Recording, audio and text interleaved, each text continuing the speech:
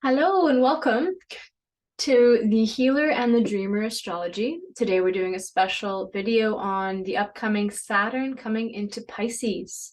It's going to be in Pisces from March 2023 until February 2026. The boundaries between spirit and matter. Hello, Martin Comtois here, MC Starman with Diana Robinson. Hello. Saturn in Pisces. We've been talking about this for a while, and this is going to be very significant change of energy, part of that really action-packed March that's setting up. This is one of the first events in March, comes on March 7th. And so you're getting ready for your Saturn return. Yeah, yep. Here we go. How exciting. Where's your Saturn? 5 degrees of Saturn. Oh, and then my sun is at 2 degrees of Pisces. Your Saturn is at 5 degrees of Pisces. So we're going to feel this one pretty strongly. This will be an interesting spring for us. What, at first glance, what does Saturn in Pisces look like for you?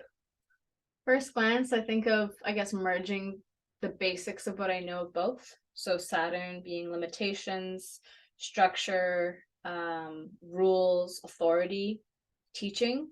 And then Pisces being this like connection to the spirit realm, this like the end and the beginning. A couple astrologers that I've listened to over the years have also said, like, I think ultimately Pisces is water, but it's either so much water or so little water that's almost ether. It's like water, and I guess it's because it's the mutable water. So it's this water that has the ability to change form. And I see that a lot in the Pisces archetype, is very malleable. So there's this like, it feels like two things that don't fully go together. Pisces is mutable water, so it's very adaptable water. And, they talk about the water signs about having defense mechanism. Right. So Cancer as is Pincher, Scorpio as is Dart, and then Pisces, no defense mechanism at all. It just goes really deep, Hello, are you there? Not really. So Pisces. Is it defense mechanism of Pisces to me would be that it's able to go with the flow so much so. Yeah, but also there's a certain better than so much inaccessibility, almost an emotional unavailability, because they're so deeply emotional. Right. That the only way they protect themselves is that they're very difficult to reach, but then the incredible, anguish of emotions that's present in Pisces. Also, another way of looking at Pisces is it's the last sign of the zodiac, so it's about just, ending the cycle of incarnation and returning to the womb, so it's the experience of returning to the divine, to the mother, to the breast, so the age of Pisces is the little fish and the big fish, the son and the mother, so the connection between the two of them, so this connection is a deep connection of the son wanting to return to the mother, and so has a lot. So Saturn, then, you explained it really nicely in terms of boundaries and limits, and also what it is that I'm here to do, but how much work I have to do to get there. So Saturn and Pisces, then what does that feel like? Oh, what does it feel like? I feel like a lot of it is me analytically trying to perceive it when I know that I'm gonna have much better understanding in like 3 years. Yes, what would we you say? are. What would you say that Saturn in Pisces feels like to you?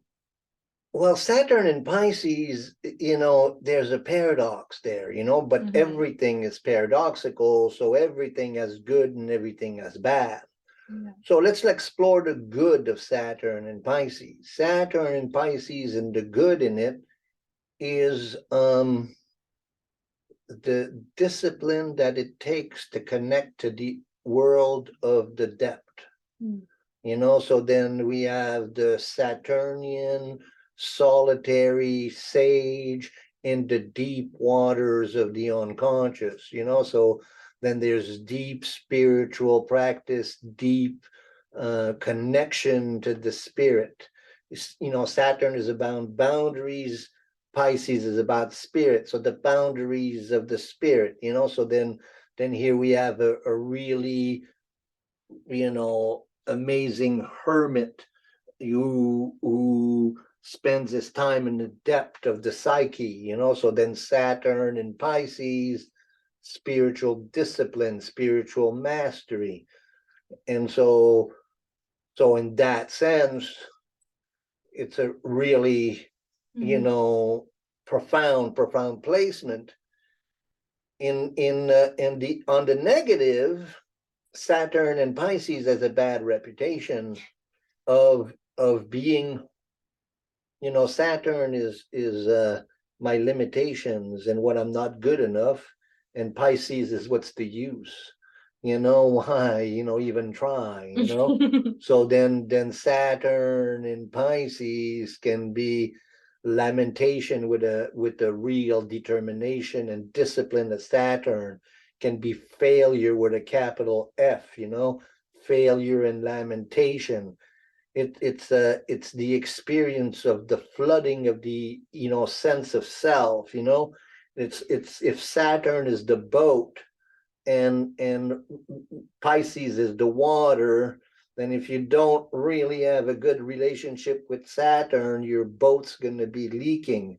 And if your boat is sinking, then Saturn being flooded in the deep waters, it doesn't feel really good. It feels like a psychological breakdown, right? So then really having a good sense of Saturn, so I think one of the things, in terms of the shift of energies that we're going to go through when what Saturn coming into Pisces represents, for the last two signs, Capricorn and Aquarius, are both ruled by Saturn, right? So then Saturn's been exalted in Capricorn. So Saturn in Capricorn, we're giving form to things, and yes, there's been Pluto just bringing about, the falling down of everything, and the breaking down of institutions. But Saturn is like, okay, but I'm going to keep building. And then Saturn in Aquarius, it's an air sign, and so it's ideological, and it's the structure of ideas, and it's the ideological structure of our society. And again, Saturn and Aquarius, let's do this. There's a lot of determination in Saturn and Aquarius, and in Saturn in Capricorn. It may be lonely, it may be dark, but we hold our back straight to keep our chin up. Let's keep going. Saturn in Aquarius, we're working towards something. Saturn in Capricorn, we're giving form to something. Saturn comes into Pisces, and then all of a sudden, there's this experience of the flood. So then really, that's going to represent quite a big shift. All of a sudden, Saturn ain't the boss anymore. And if we haven't learned the lessons of Saturn, and if we don't have a really strong spiritual discipline, then the likelihood of psychological breakdown, when we talk about the flooding of Saturn, we talk about the experience of being overwhelmed by emotion, and so we've been kind of, as a society, we've been, trudging along through all of these crises, always saying the good story, they're always like, well, we're going to get it together. Yes, this is the best thing. And then Saturn comes into Pisces, and maybe it isn't as together as we think, maybe something's really, and so then it's a depressive, so then the paradox, if you have a strong sense of self and a strong discipline, and if your boat's really strong, Saturn, then you're going to have a really beautiful spiritual practice that's going to get you through the troubled waters. But if you don't, so then, if you, holding on the edge during Saturn in Capricorn and Saturn in Aquarius, the chance that the bottom giving out, you've been siphoning the water out of the boat, really, really well. And then all of a sudden, a big wave comes and like, oh, okay, I give up, And so that's kind of how I see it. I love that a lot. It reminds me, I've been reading Saturn by Liz Green, which is a great book if you're interested in learning more about Saturn. Most important book to read. Saturn, A New Look at an Old Devil. It must be a part of your library. It's great. What it was bringing up when I was going over it was how Pisces is almost like the death of the individual or the ego. Like it traditionally in like natal astrology would rule this 12th house in the subconscious. And one of her takes on it is that when Saturn enters, there has to be a willingness to die, let your ego die in allowance to be reborn and reunified with spirit, or else it could feel just too overwhelming on your own. That's perfect. That's exactly what we're talking about. Yeah. Beautifully put. Why don't we look at the chart of the ingress of Saturn into Pisces and see what kind of insight we can gain from that chart. Love it. So this is the beginning of, you play games on me. There we go. This is the beginning of entering the Saturn Pisces time. So you have Saturn here at 0 degrees. So Saturn enters into Pisces on March 7th. And so then we see that on March 7th, Saturn, Mercury, Neptune, and Sun and Neptune are all in Pisces, and each of them is close enough to be in conjunction with the last, right? So that really we have all that block of red energy there. And then the moon is in Scorpio, Virgo. So then that's a full moon. The day before, it looks like. The day before or the day after, or right around there. So then we have a new moon when the sun enters into Pisces, and we have Mercury, the trickster, and Neptune, the lord of Pisces, and the sun. So this experience of flooding, this experience of being overwhelmed by emotion, Venus has just been through Pisces. Now Mercury is into Pisces. So really spring, the beginning of spring, the end of winter, this experience of the Piscean archetype, understanding the best of what can be gained, as you're saying, using our Saturn to be strong spiritually. And then that full moon is in a T-square with Mars in Gemini. So that's a mutable T-square for, so then we're going to have to be adaptable, whatever's going on, And then there's this second most important thing that's going on just a few days after is the conjunction of Chiron and Jupiter. And at the time of Saturn coming into Pisces, we have a Venus-Jupiter-Chiron conjunction. And that also falls in the first house. See how big the first house is? Yeah. And Mercury, Sun, Neptune. And so the transcendent experience of healing of the sacred feminine. Jupiter is the great teacher, Chiron is the wounded healer, and Venus is the sacred feminine. It also makes angle to the moon, so the mother and the daughter engage this activity of the wise teacher healer. We're going to do the next video, we're going to do on Jupiter Chiron and get into the archetype and dive deep into that one.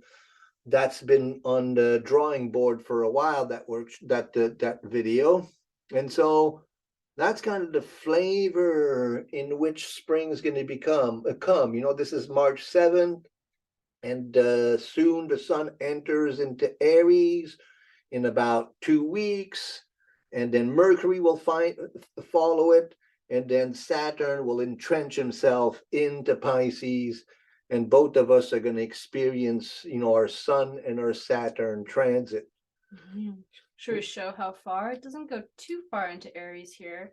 I mean, What's Pisces, Saturn.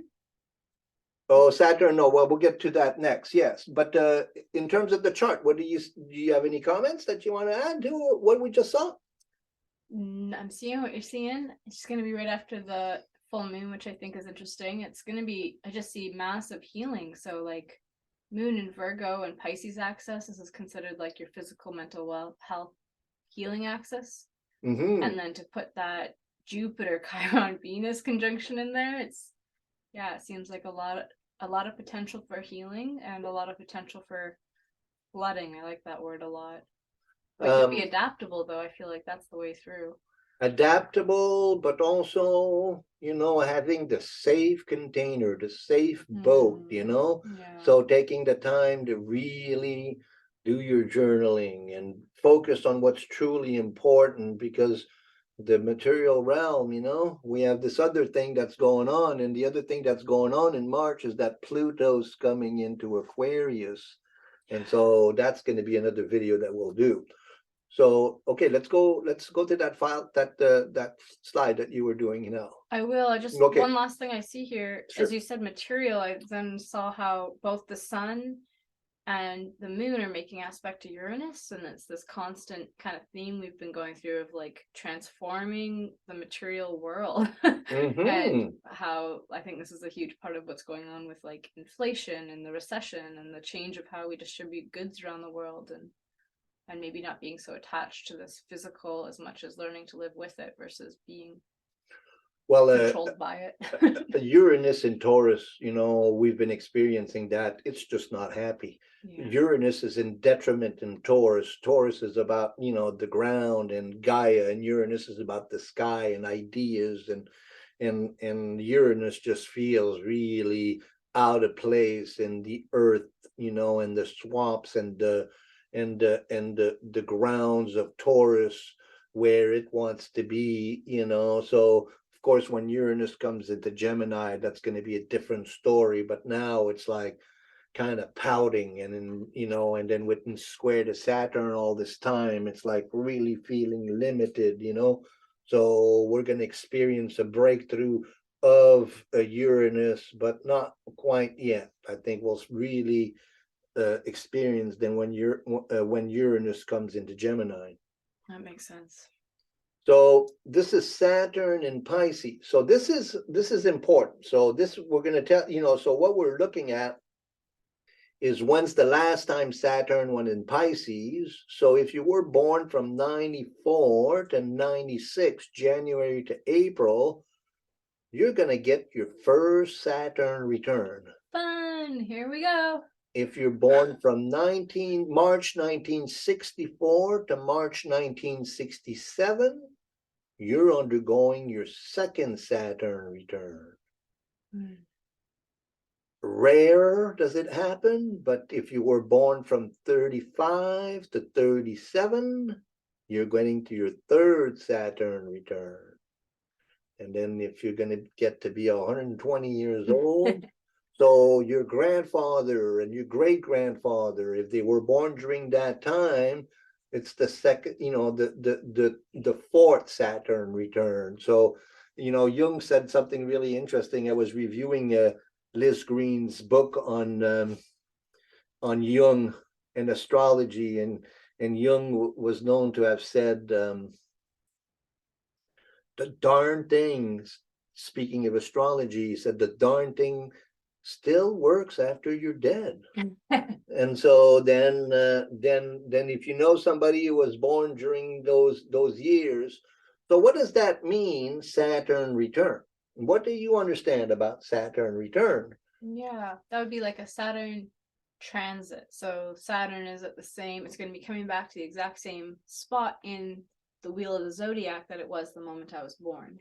So it's come all the way around the whole zodiac. It takes about 27 to 30 years to do. 28 yeah. Yeah, and then it is back at the exact same degree. So that means the transiting Saturn is returning to your natal Saturn, and your natal Saturn, if it's in Pisces, it's going to come into and it's going to confront your Saturn. So a second Saturn return, it's done. The Saturn's gone twice around. I just had my second Saturn return when Saturn entered into Capricorn. So when I was 60, I had my second Saturn return. So those times, the cycle of Saturn, and we have a beautiful video about the archetype of Saturn. I'll put a link in at the end of this video for you to go check it out. But the Saturn, the timekeeper, the Lord of Time, what does that mean? That Saturn rules the cycle of time. Right, it does, yeah. So from the time you were born till you're 7 years old, Saturn reaches the 90-degree angle to your natal Saturn. That's 7. At 14, it opposes the natal. At 21, it squares the natal in a waning. When it reaches 28 to 30, then it makes a conjunction to natal.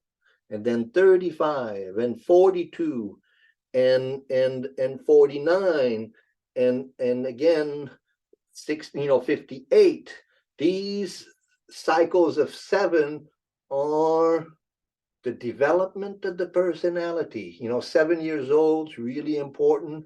14 years old, 21, 28, 35, 42. So those are Saturn making angle to my natal Saturn. So check out your chart. Where's my Saturn? And if you're born during those years, so let's redo those years again. Yeah. Bear with me for a sec here. Yep, no problem. So 94 to 96. So if you're born during those years, you're going to be getting your Saturn return.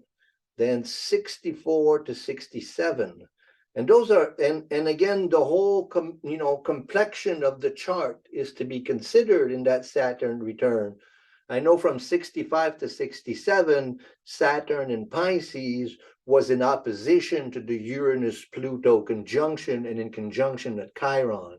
So those folks are going to get quite a jilt in their prospect.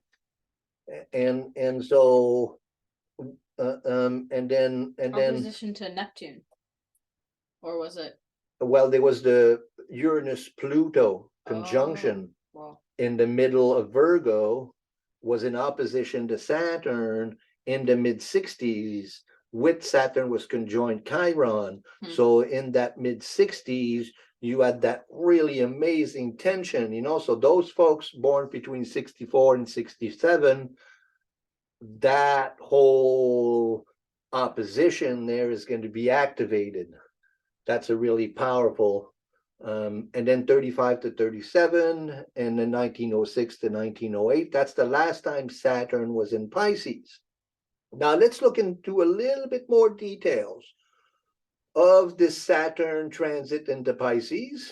And you have a slide where we're looking at the retrograde functions. So here's the Saturnus, the old man Saturn, and all the planets, and the alchemical cauldron, and the sun and the moon, and the process of transformation, and the soul leaving the body and re-entering the body of the old man. So that's basically what happens with the Saturn return. It's like I'm died to my old self and I'm reborn to my new self. Usually we break the relationship with the ancestral line and we become our own person at the first Saturn return. At the second Saturn return, we kind of wake up to the next third and what has been left unfinished and what it is that I'm here to master. Very important time in our development. So in 2023, March 7th, Saturn ingress into Pisces. Then in June 17, Saturn turns retrograde at 7 Pisces. So, and that's the farthest it's going to get in Pisces in 2023, with 7 degrees of Pisces. So if you have anything between 0 and 7 degrees of Pisces, it's going to get hit this year, but otherwise it'll be in the coming years. So if you have a planet at the from 7 degrees on, so Saturn will move to 7 and then will return and will move back direct like that. So any planets in that early degrees of Pisces will receive 3 conjunctions of Saturn in 2023. So that's going to be a moment of really important integration. You're going to find out, if the boat is leaking or not. And you're going to find out how your spiritual practice is. And you're going to find out how, you're going to get a really big boost in really integrating Saturn in a stronger way, like, who am I, and so Saturn, so that's the first batch of retrogradation. And then did you know about astrology in your 20s? I took my first class in astrology when I was 28 years old for my second Saturn return, for my first Saturn return. That's when my astrology journey began. Oh, cool. So did you know that you were coming up against your Saturn return when it happened, or it kind of fell into play and you learned? Well, I knew, but I didn't understand, like you can learn the basics of astrology, but understanding it takes years to really get to understand what that really means, But so yeah, my first Saturn return, my whole world changed drastically, and as it usually does. Wish me luck. I'm nervous. But this will be good. Part of life. Well, you've been integrating a spiritual practice, you were talking about earlier today, how you've really integrated the lessons of Venus, and so my sense is that, this is going to be an empowering time for you, and Saturn returns can be very empowering if we have the energy to build the boat strongly. So 2024, then we see Saturn will move all the way to 19 Pisces and return to 12. And so in 2024, if your Saturn is between 12 and 19, you're going to get 3 passes through your Saturn. So, why don't you go off back to, okay. So this pass, the first pass where Saturn passes the planet, then it turns retrograde, passes again, and then does a third pass. So the first pass is kind of the wake-up call, like, whoops, something's going on here, I better pay attention. Return is, okay, I'm starting to get the hang of it. And the third pass is the integration. Okay, I think I got this lesson. I'm ready to move on. So then, notice that, so we have, so there's a good question that's emerging from that. So from 7 to 12, if my Saturn is between 7 and 12, I'm only going to experience 1 pass of Saturn. Yeah, some people will get it 3 times and some will just get once. Exactly. Yeah. It doesn't mean that you get away lightly, because you're going to feel Saturn when it comes to 7, and you're going to, Saturn when it comes to 12, it's going to be within 5 degrees. So for you, the Saturn return may not be as intense, but it's going to last longer, because you're going to feel the influence of it going back and forth right next to you, so it's not like you're not going to feel it. Really, the Saturn return, you feel it for the whole 2.5 years that Saturn is in the sign of your Saturn. That makes sense. Yeah. Definitely. And then the last part of it, this is really interesting, is Saturn ingresses into Aries and then backs into Pisces and comes out again. That's in 2025. Doesn't come out till 2026. Then it leaves back Pisces for good. So for a period of a few months there, it went into Aries and got back. So then the people who have planets in that, 25 degrees to 1 degree of Aries are going to feel their Saturn return during that time. And then again in 2026, then Pisces goes into Aries for good. So there's something really important to notice about all of that. And this end of the cycle of Pisces, of Saturn and Pisces. You want to get back to the table? Sure. So, by the way, it's only 2 months there in 2025 that it's in Aries. Right. We have the devil, which is also planet of Saturn. But so this is a like a bigger picture of what's going on with Saturn coming into Pisces. At the end of Saturn coming into Pisces, going out of Pisces in 2025, Pluto is going to do a dance and it's going to be leaving Aquarius. And Neptune's going to be leaving Pisces, and Uranus is going to be leaving Gemini at the same time as Saturn gets ready to leave. So we're going to have an exact 4-planet constellation. We're going to have 2 60s and a 120. And all these planets, Pluto moving into Aquarius, Neptune moving into Aries, and Uranus moving into Gemini, while Saturn is in conjunction in Neptune leaving Aries. So all 4 of those planets are going to be moving into masculine sign, air and fire. In 2025, we're going to talk about this a lot coming up, and in my workshops as well.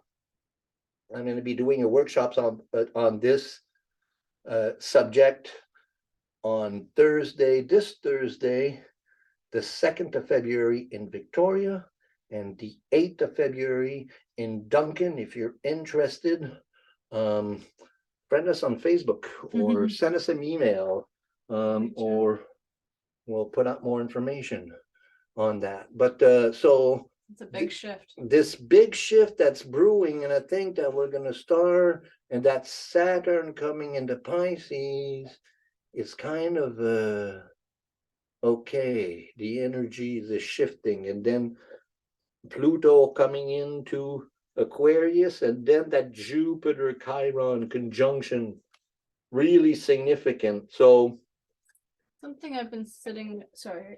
Go ahead. Yeah.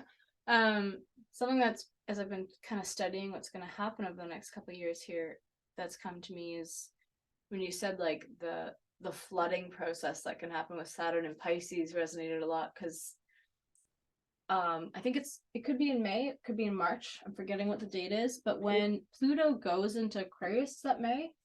No, that's March too, right? In March, yeah. Lots happened in March this year, but when Pluto goes in, it goes to 1 degree of Aquarius, 0 and 1, and then it stops and turns around. But that 1 degree of Aquarius point is when the conjunction happened of Jupiter and Saturn in 2019 of December. Absolutely, absolutely. Really very important degree. Huge degree. So I feel like there'll be like a flooding as what hasn't been processed from the last few years from being in stress and chaos is gonna maybe potentially come up pretty big the next year there. In the next few weeks, we're going to do a video on Jupiter Chiron, and then we're going to do a detailed video on Pluto coming into Aquarius, because there's a long story to tell about that. So this was our Saturn coming into Pisces, and the title of the video was The Boundaries Between Spirit and Matter. Build yourself a strong boat. The waters may be getting pretty interested, and you're going to need to be really having a safe container. So your spiritual practice at this time is essential. Good journaling practice, good dream practice. I think also Saturn and Pisces, there's going to be activation of dream practices. That's going to be quite cool. Yeah, I see the metaphysical world maybe getting another big boom. And also kind of, if you're practicing spirituality in a superficial way, you're going to be exposed to, so you're going to have to really check in, you're going to find out if the boat takes water, then you're going to okay, I better take my practice seriously. You know, it's the waters of Pisces. It's deep waters. You better know how to swim. I wonder with this age we're in right now, with this whole like woke culture and awake culture, and there's these I don't know, spiritual terms put with cultures that are developing at a really rampant speed, it feels like the last few years. I think that whole subculture in our North American culture, at least, is going to have a little bit of a checking point with Saturn coming into Pisces. I think that you're quite right on that.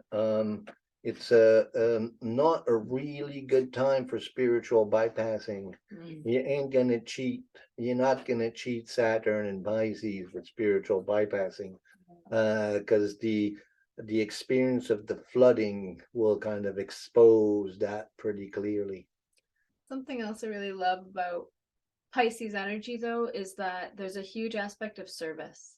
And so if we can become disciplined in service to each other, which is ultimately spiritual work, that also could have a massive healing on Earth, which I hold space for. Yeah, well, letting go of a false ego and realizing that the best way to express ego is to be in service to the divine, you know, and so with all our planets in Pisces, I think we have developed, you know, the capabilities to do this, and so we're going to be encouraged to do that.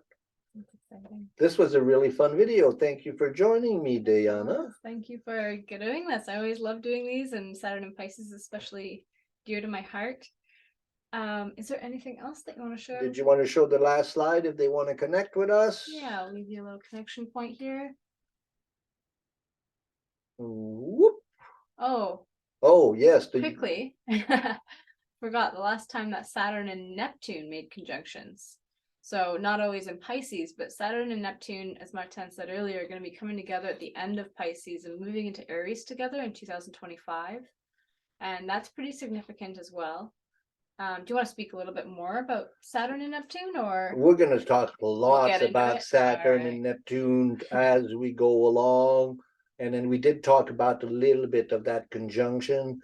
Saturn and Neptune is usually not a very good time, but it's also a very good time. You know, 52, 53, the end of the Korean War, the crescendo of the Korean War, the beginning of really the baby boom, 89, you know, the dissolving of the communist era, and then 1917, the end of the First World War, or not quite the end of the First World War. So always important times, and and we touched on it a little bit, and we'll touch on it more as we go along. We still got a few years to go. It'll be coming up a lot, I'm sure. And so this is the Healer and the Dreamer. Astrology, Alchemy, Dreams, and Jung.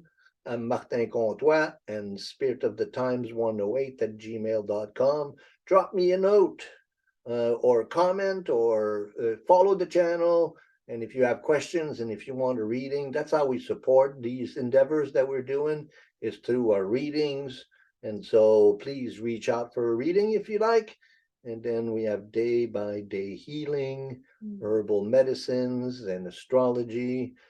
Day is growing into a practice more and more. You're kind of owning it, huh? Yeah.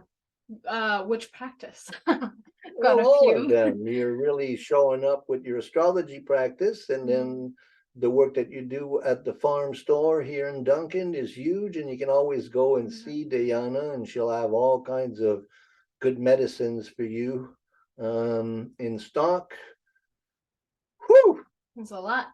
Yep. Thank you so much for tuning in and sticking with us and listening. If you are experiencing this or want to chat, comment below. Also, if you have any tips or things and feedback you want to share, comment below. And wishing you well on these big times of change. Over and out. So whoop, whoop, whoop.